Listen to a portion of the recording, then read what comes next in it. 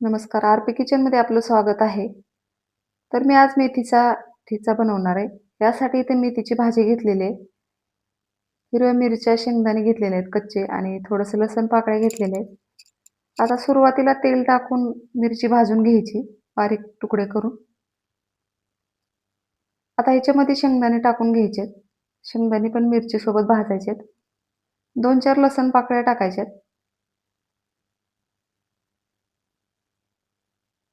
आता हे सर्व छान असं भाजून घ्यायचं.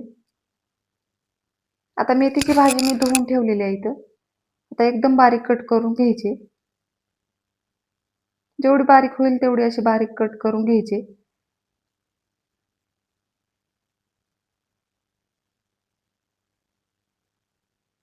आता इथं छान अशी मेथीची भाजी पण भाजलेली आहे आणि मिरच्या पण भाजलेल्या आहेत. आता इथं गॅस बंद करायचा. आता हे छान असं तेलामध्ये परतून घेतलेलं आहे. मेथीची भाजी, मिरच्या, शेंगदाणे आणि लसूण पाकळ्या. आता हे सर्व ह्या खलबत्त्यामध्ये वाटण्यासाठी टाकायचे. तर मी 1 चमचा जिरे टाकलेले आहेत ह्याच्यामध्ये. ते पण ह्याच्यामध्ये टाकून घ्यायचे. तर बघू शकता एकदम छान असं भाजलेलं आहे. आता सर्व एकत्र करून वाटून घ्यायचे. तर याची रेसिपी अगोदर मी टाकलेली होती. तरी पण आणखीन एकदा मी टाकलेली आहे. तर एकदम छान सर्वांना आवडणारी अशी भाजी आहे. जेवढं बारीक होईल तेवढं वाटून घ्यायचं या खलबत्त्यामध्ये. चवीनुसार मीठ टाकायचे.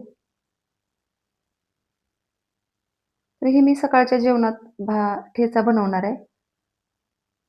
तर हे मी सकाळी बनवत आहे. आता इथे एकदम बारीक असं वाटून झालेलं आहे. मी तुम्हाला जवळून दाखवते. आता ह्याच्यामध्ये 1 चमचा तेल टाकायचे कढईमध्ये. जिरे, मोहरी टाकून घ्यायची.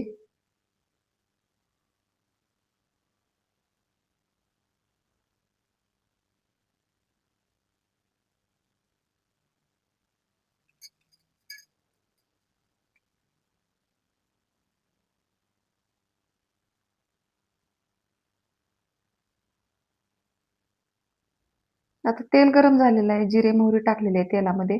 आता ही वाटलेलं सगळं वाटण एकत्र करून घ्यायचंय. तुम्हाला जवळून दाखवते.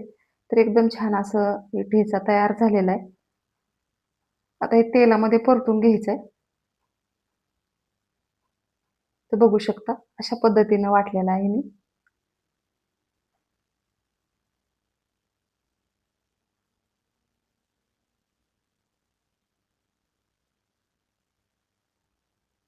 मी जेवण करायला घेत आहे. तर ही ठेचा मी भाकरीसोबत खाणार आहे.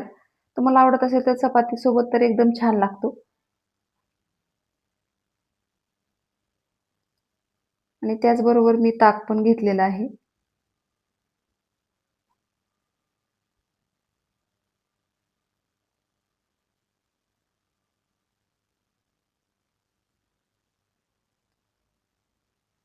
आता मी जवसाची चटणी पण घेणार आहे. तर जवसाची चटणी केसासाठी आणि त्वचेसाठी एकदम छान असते.